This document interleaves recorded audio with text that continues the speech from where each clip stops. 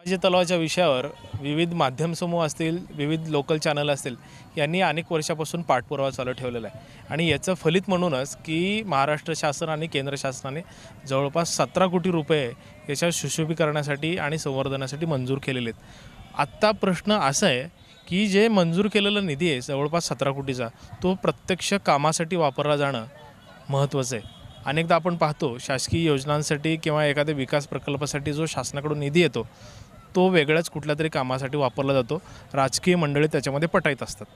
आत्ता आपल्याला एक सजग नागरिक, सजग सोलापूरकर म्हणून जो निधी संभाजी तलावाच्या अनुषंगानं मंजूर झालेला आहे तो निधी फक्त आणि फक्त संभाजी तलावाच्या सुशोभीकरणासाठी, संवर्धनासाठी वापरला गेला पाहिजे। पुढील आठवड्याभरात किंवा 15 दिवसात महाराष्ट्र पर्यटन विकास महामंडळाच्या वतीनं या ठिकाणी टेंडर काढण्यात येणार आहे आणि पुढील काही दिवसामध्ये याचं सुशोभीकरण करण्यात येणार आहे असं अधिकाऱ्यांनी सांगितलेलं आहे। पण ते लवकरात लवकर व्हावं यासाठी ही सगळी चळवळ आत्ता आपल्याला तिथं दबाव म्हणून काम करावे लागणार आहे। धन्यवाद।